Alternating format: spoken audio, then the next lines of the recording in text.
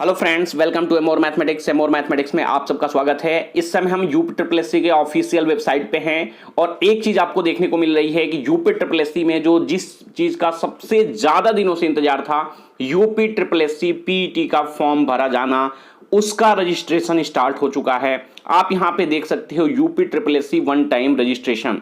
जब आप नीचे स्क्रॉल करते हो तो यहाँ पे दो चीजें दिखाई दे रही होंगी। एक तो आपकी वो सूचना दिखाई दे रही है UP triple SC one time registration में पंजीकरण लॉगिन करने की से संबंधित सूचना, और दूसरा उसका रजिस्ट्रेशन आपको क्या क्या चीजें चाहिए, क्या क्या चीजें उसमें लगेंगी। तो इसको हम एक एक करके देखते हैं और इसमें जानते हैं कि इसमें यूपी ट्रिपल एससी पीटी में आपका क्या क्या चीजें मांग रहा है, कहां पे आपको सावधानी बरतनी है। इस वीडियो को आप लोग अंत तक देखना। तो चलिए हम चलते हैं, सबसे पहले इस वाली नोटिस पे चलते हैं, उसके बाद से इसका जो ऑफिशियल है उस पे चलेंगे। तो गाइज ये ऑफिशियल नोटिस है, यहां पे देख रहे होगे 26 मार्च 2021। इसमें क्या दिया गया है, एक बारगी यानी कि वन टाइम रजिस्ट्रेशन पंजीकरण करना है आपको। वन टाइम रजिस्ट्रेशन यानी कि ओटीआर करना है। यूपी ट्रिपल एससी पीटी की मूल संरचना ही यही थी कि जब एक टाइम रजिस्ट्रेशन करना है, क्या क्या चीजें इसमें है वो सारा कुछ हम लोग देखते हैं। उत्तर प्रदेश सेवा चयन आयोग द्वारा अभ्यर्थियों की सुविधा हेतु एक बारगी पंजीकरण यानी कि वन टाइम रजिस्ट्रेशन सुविधा प्रारंभ की जा रही है। इस सुविधा के प्रारंभ होने के उपरांत अभ्यर्थी को आयोग द्वारा भविष्य में विज्ञापित और आयोजित होने वाले विभिन्न परीक्षाओं के लिए आवेदन करने हेतु अपनी मूलभूत सूचनाओं एवं विवरण को बारंबार भरे जाने एवं अपनी शैक्षणिक योग्यता और अर्हता संबंधी अभिलेखों को बार बार अपलोड किए जाने की आवश्यकता नहीं होगी। यानी कि वन टाइम रजिस्ट्रेशन में एक बार आप रजिस्ट्रेशन करोगे, उसके बाद से जितने भी फॉर्म निकलेंगे, चाहे लेखपाल का हो, चाहे बीडीओ का अभी जो भर्ती कैंसिल हुआ है उसका हो, या जो भी भर्तियां हैं, जितने भी फॉर्म, लगभग 50,000 से ज्यादा आपके पद रिक्त हैं, वो सारा का सारा उसमें आपको इसी वाले में, जैसे एक बार फॉर्म भरोगे फिर आपको बार बार नहीं भरना पड़ेगा। अगली बार जैसे अभी एसएससी का अपडेट हो गया है, जैसे आप यूपी पीसीएस के फॉर्म भरते हो उसमें अपडेट हो गया है कि आप केवल एक रजिस्ट्रेशन नंबर डालो, आपकी पूरी डिटेल पहले से भरी आ जाती है। कई जगह क्या होता है, केवल फोटो अपलोड करना होता है, बाकी सारी चीजें पहले से अपडेट होती है। तो उसी तरीके से आपको ये है। दूसरी बात इसमें ध्यान रखना है कि ये जो आपका पंजीकरण हो रहा है ये पूर्णतया निःशुल्क है। ठीक है, इसमें आपको ठीक है, इसमें कोई पैसा नहीं दिया जा रहा है, ना किसी की उम्र सीमा है, सभी लोग इसमें पंजीकरण कर सकते हैं। आयोग द्वारा भविष्य में विज्ञापित पदों हेतु आयोजित की जाने वाली किसी भी प्रारंभिक अथवा मुख्य प्रतियोगात्मक परीक्षा में प्रतिभाग करने व उसके लिए आवेदन करने हेतु सर्वप्रथम एक बारगी वन टाइम रजिस्ट्रेशन आपको करना अनिवार्य होगा। इसका मतलब यह है कि एक बार रजिस्ट्रेशन आपको करना होगा, इनके पोर्टल पर अपने सारे डॉक्यूमेंट, नाम, पिता का नाम, सारा कुछ अपलोड करना होगा। उसके बाद से देखो, प्रारंभिक परीक्षा यानी कि पीटी का एग्जाम के बारे में आपसे बोला जाएगा कि कब उसका एग्जाम होगा, और मुख्य परीक्षा यानी कि उसके बाद से जितने भी फॉर्म निकलेंगे वो सारे, यानी कि एक बार रजिस्ट्रेशन होने के बाद सारा कुछ आपको करना पड़ेगा। एक बार की पंजीकरण हो जाने के उपरांत प्रारंभिक अर्हता परीक्षा यानी कि आपका पीटी जो है सहित आयोग की किसी भी प्रारंभिक अथवा मुख्य परीक्षा है तो आवेदन करने के लिए अभ्यर्थी को पुनः अपना विवरण भरने की आवश्यकता नहीं होगी। एक ही चीज को ये दो बार बता रहे हैं। जिन अभ्यर्थियों द्वारा पूर्व में, एक बात यहां पे सूचना बहुत ही इंपॉर्टेंट है कि अगर आप 2015 के बाद कोई भी परीक्षा दिए हैं तो वो ये क्या करेंगे, उसका रजिस्ट्रेशन नंबर के आधार पर जब पंजीकरण आप करोगे, पंजीकरण की प्रक्रिया को पूर्ण अथवा अपडेट किया जा सकता है। मतलब बहुत सारी चीजें जो आपने फॉर्म भरा उसमें जो चीजें होंगी वो ये ले लेंगे और उसमें अपडेट कर सकते हो आप। अभ्यर्थियों द्वारा आयोग की वेबसाइट पर दिए गए ई फॉर्म के माध्यम से नए सिरे से भी अपना पूर्ण विवरण भरते हुए एक बार की पंजीकरण किया जा सकता है। मतलब दोनों सुविधा है। इसमें जो चीजें आपको ध्यान देने वाली है वो चीजें ध्यान दे लेना। किस चीज पे आपको ज्यादा ध्यान देना है, ये ई लॉकर की तरह भी हम देखेंगे ऑफिशियल वेबसाइट पे। अभ्यर्थी द्वारा एक बारगी पंजीकरण के समय विवरण भरते समय विशेष रूप से सावधानी बरतता जाना व ई फॉर्म को अंतिम रूप से सबमिट किए जाने से पूर्व भरे गए विवरणों को भली भांति जांच कर लिया जाना अत्यावश्यक है।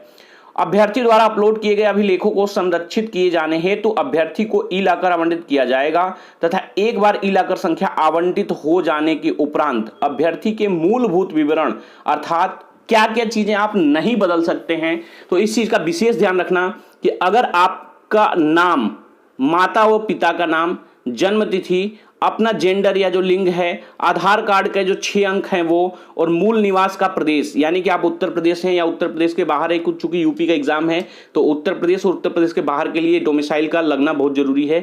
और जाति को संशोधित नहीं किया जा सकता है। ध्यान से रखना क्या क्या चीजें संशोधित नहीं की जा सकती। आपका नाम, माता पिता का नाम, जन्म तिथि, आपका जेंडर, आधार कार्ड की अंतिम 6 अंक, मूल निवास का प्रदेश और जाति को संशोधित करना।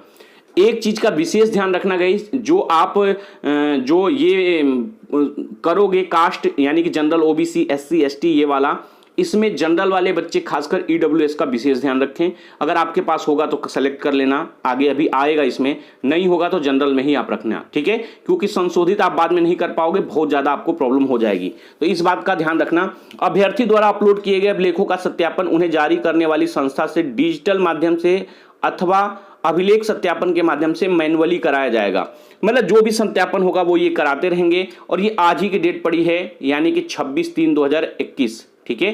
तो ये ऑफिशियल अपडेट है। अब चल के हम लोग देख लेते हैं कि वो जो लॉकर की सुविधा दी गई है वो कैसे दिखती है और उसमें आपको रजिस्ट्रेशन कैसे करवाना है।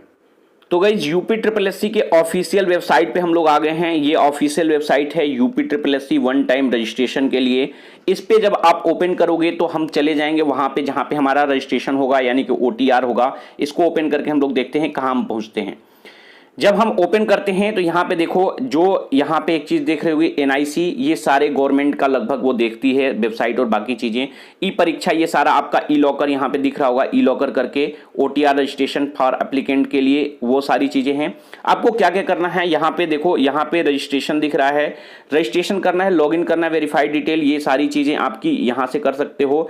एडमिन स्टेप में आपका कुछ चीज़ें दे रखी है कि एप्लीकेंट की डिटेल, एप्लीकेंट की फोटो सिग्नेचर, ई लॉकर जनरेटर। अब देखो इसमें क्या क्या चीजें हैं, जो जो चीजें आप इसमें मांग रहा है वो सारी चीजें आपको अपलोड करना है, प्लस जो चीजें वो प्रोहिबिटेड किया था, यानी कि नाम, मम्मी पापा का नाम, ठीक है, और आपका डोमिसाइल कि आप कहाँ के हो, ठीक है, जन्म तिथि, आपका जेंडर, ये कुछ जो 6-7 चीजें थी उस चीज को बहुत ही सावधानी से भरना, क्योंकि उसमें एक बार गलती हो जाएगी तो फिर आप आयोग दौड़ोगे, फिर उसमें बहुत सारा दिक्कतें हो जाएंगी। आधार कार्ड में एक चीज ध्यान रखना कि आधार ये वेरीफाई अगर ऑनलाइन करेंगे तो आपका ये आधार किससे लिंक होना चाहिए, अपने मोबाइल नंबर से लिंक होना चाहिए, क्योंकि जनरली ऑनलाइन जब भी वेरीफाई किया जाता है आधार नंबर तो एक जो आपका जो रजिस्टर्ड मोबाइल नंबर होता है उस पर OTP आता है और वहीं से ये वेरीफाई होता है। तो ये कुछ चीजें हैं, उसको ध्यान से रखना। और एक चीज है कि जब भी भरना थोड़ा सा सोच समझ के भरना, क्योंकि अगर आपका मान के चलो कि कोई नाम गलत भर दिया, पिता का नाम गलत भर दिया, जो चीजें ई लॉकर में जब वो होने के बाद जो अभी PDF में हमने बताया था, तो आपको बहुत भाग दौड़ करनी पड़ जाएगी, फिर आयोग के आप चक्कर काटोगे, क्योंकि इसमें उस चीज को अपडेट करने की सारी सुविधा नहीं दी रखी है। जो ऑलरेडी OTR, यहाँ पे देखो एक चीज और भी है कि जो रजिस्ट्रेशन करना है आप यहाँ से कर सकते हो सारी डिटेल के साथ, और जो वो है वो सीधे यहाँ से लॉगिन कर सकते हैं। तो ये सारी चीजें इसमें दे रखी है कि कैसे कैसे आपको क्या क्या करना है। तो आप लोग इसको फॉर्म भर लेना, और जो भी चीजें होंगी वो आगे हम अपडेट देते रहेंगे। एक बार अगर आपने फॉर्म भर लिया, इस चीज का एप्लीकेशन का आपने कर लिया, तो आपको बार बार फॉर्म भरने की जरूरत नहीं है, सिर्फ आपको पेमेंट कटाना है और आपको वो करना है।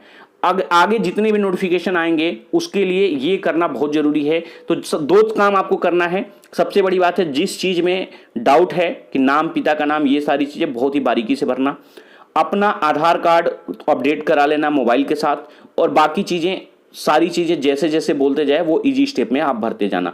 फिर भी आपके अगर कोई डाउट हो इस वीडियो के रिकॉर्डिंग कि इसमें कैसे इसको भरना है, किसी को समस्या होगी तो बता देना, तो एक फॉर्म फिलअप करते हुए वीडियो बना देंगे। इस वीडियो में इतना ही।